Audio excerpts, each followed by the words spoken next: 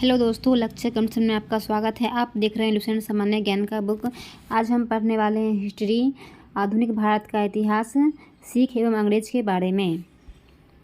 सिख संप्रदाय की स्थापना का श्रेय गुरु नानक प्रथम गुरु को है। गुरु नानक के अनुयायी ही सिख कहलाए। ये बादशाह बाबर एवं हुमायूं के समकालीन थे।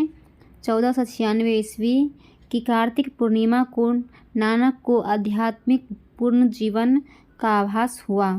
गुरु नानक ने गुरु का लंगर नामक निःशुल्क सहभागी भोजनालय स्थापित किए। गुरु नानक ने अनेक स्थानों पर संगत धर्मशाला और पंगत लंगर स्थापित किए। संगत और पंगत ने गुरु नानक के अनुयायियों के लिए एक संस्था का कार्य किया, जहां वे प्रतिदिन मिलते थे। गुरु नानक की 1538 ईस्वी में करतारपुर में मृत्यु हो गई। गुरु अंगद 1539 से 52 ईस्वी सिखों के दूसरे गुरु थे। इनका प्रारंभिक नाम लहना था। इन्होंने नानक द्वारा शुरू की गई लंगर व्यवस्था को अस्थायी बना दिया। गुरुमुखी लिपि का आरंभ गुरु अंगद ने किया। सिखों के तीसरे गुरु अमरदास 1552 से 1574 ईस्वी। गुरु अमरदास ने हिंदुओं से पृथक होने वाले कई कार्य किए। हिंदुओं से अलग विवाह पद्धति लवन को प्रचलित किया। अकबर ने गुरु अमरदास से गोविंदवाल जाकर भेंट की और गुरुपुत्री बीबी भानी को कई गांव दान में दिए। अमरदास ने 22 गद्दियों की स्थापना की और प्रत्येक पर एक महंत की नियुक्ति की। बीवी के पति रामदास 1574 से 1581 ईस्वी सिखों के चौथे गुरु हुए। अकबर ने बीबी भानी को 500 बीघा भूमि दी। गुरु रामदास ने इसी भूमि पर अमृतसर नामक जलाशय खुदवाया और अमृतसर नगर की स्थापना की। गुरु रामदास ने अपने तीसरे पुत्र अर्जुन को गुरु का पद सौंपा। इस प्रकार उन्होंने गुरु पद को पैतृक बनाया। गुरु अर्जुन 1581 से 1606 ईस्वी सिखों के 5वें गुरु हुए। इन्होंने सिखों के धार्मिक गुरु आदि ग्रंथ की रचना की। इसमें गुरु नानक की प्रेरणाप्रद प्रार्थनाएं और गीत संकलित हैं। गुरु ग्रंथ साहिब यानी आदि ग्रंथ में सिख गुरुओं के साथ साथ कबीर, नामदेव एवं रैदास की रचनाओं को भी सम्मिलित किया गया है। गुरु अर्जुन ने अमृतसर जलाशय के मध्य में हरमंदिर साहब का निर्माण करवाया। राजकुमार खुसरो की सहायता करने के कारण जहांगीर ने 1606 ईस्वी में गुरु अर्जुन को मरवा दिया। सिखों के छठे गुरु हरगोविंद 1606 से 1645 ईस्वी। इन्होंने सिखों को सैन्य संगठन का रूप दिया तथा अकाल तख्त या ईश्वर के सिंहासन का निर्माण करवाया।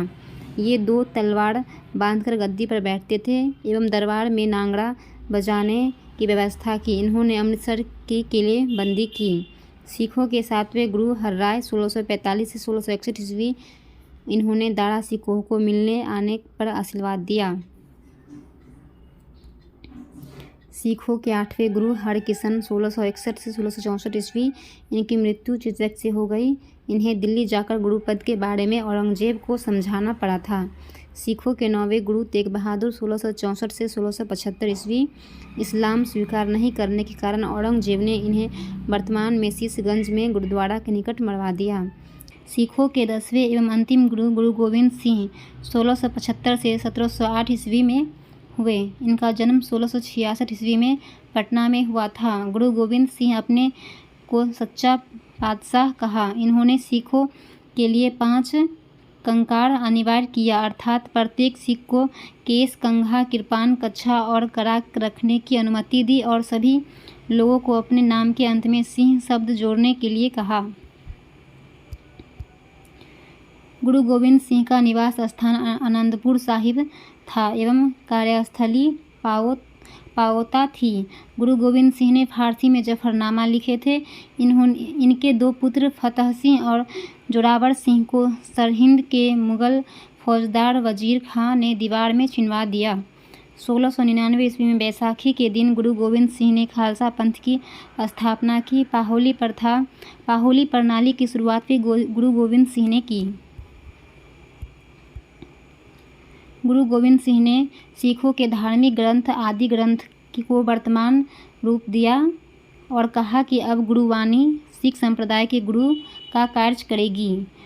गुरु गोविंद सिंह की हत्या 1708 ईस्वी में नादेर नामक स्थान पर गुल खां नामक पठान ने कर दी। बंदा बहादुर, इनका जन्म 1670 ईस्वी में पूंछ जिले के रजौली गांव में हुआ था। इनका बचपन का नाम लक्ष्मण दास था। इनके पिता रामदेव भारद्वाज राजपूत थे। बंदा का उद्देश्य पंजाब में एक सिख राज्य स्थापित करने का था। इसके लिए इन्होंने लोहगढ़ को राजधानी बनाया। इन्होंने गुरु नानक एवं गुरु गोविंद सिंह नाम के सिक्के चलवाए। बंदा ने सरहिंद के मुगल फौजदार वजीर खां की हत्या कर दी। मुगल बादशाह फर्रुखसियर के आदेश पर 1716 ईस्वी में बंदा सिंह को गुरुदासपुर नांगल नामक स्थान पर पकड़कर मौत के घाट उतार दिया।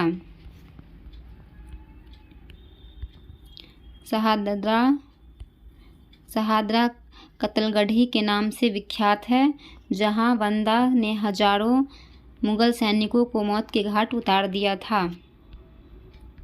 बंदा की मृत्यु के बाद सिख कई छोटे छोटे टुकड़ों में बट गए थे।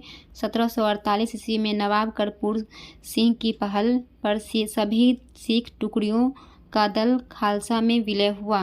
दल खालसा को जस्सा सिंह आहलूवालिया के नेतृत्व में रखा गया, जिसे बाद में 12 दलों में विभाजित किया गया। इसे मिसल कहा गया। मिसल अरबी भाषा का शब्द है जिसका अर्थ समान होता है।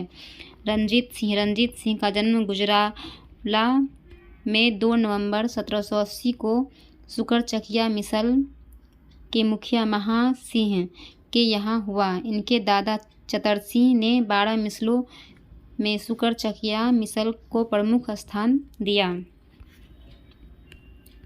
1798-99 में रंजीत सिंह लाहौर का शासक बना। 25 अप्रैल 1809 ईस्वी को चार्ल्स मेटकॉफ और महाराजा रंजीत सिंह के बीच अमृतसर की संधि हुई। रंजीत सिंह का राज्य 4 सूबों में बटा था: पेशावर, कश्मीर, मुल्तान और लाहौर। महाराजा रंजीत सिंह का विदेशी मंत्री फ़कीर अजीजुद्दीन एवं वित्त मंत्री दीनानाथ था। 7 जून 1839 में रंजीत सिंह की मृत्यु हो गई। प्रथम आंग्ल सिख युद्ध 1845 से 46 ईस्वी में, द्वितीय आंग्ल सिख युद्ध 1849 ईस्वी में अंग्रेजों एवं सिखों के मध्य हुई संधि। लाहौर की संधि 9 मार्च 1846, भेड़ावाल की संधि 22 दिसंबर 1846 ईस्वी। इस संधि के तहत राजा दिलीप सिंह के संरक्षण हेतु अंग्रेजी सेना का प्रवास पंजाब में मान लिया। 30 अगस्त 1847 ईस्वी को महारानी जिंदा को राजा दिलीप सिंह से अलग कर 48,000 वार्षिक पेंशन देकर शेखपुरा भेज दिया गया। द्वितीय आंग्ल सिख युद्ध के दौरान पहली लड़ाई चिलियानवाला की लड़ाई सिख नेता शेर सिंह एवं अंग्रेज कमांडर गफ के मध्य लड़ी गई।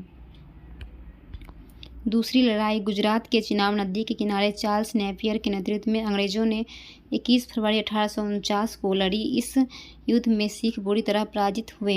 लॉर्ड डलहौजी की 29 मार्च 1849 की घोषणा द्वारा संपूर्ण पंजाब का विलय अंग्रेजी राज्य में कर लिया गया।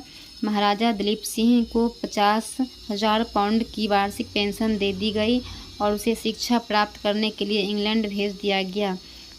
सिख राज्य का प्रसिद्ध हीरा कोहिनूर को महारानी विक्टोरिया को भेज दिया गया।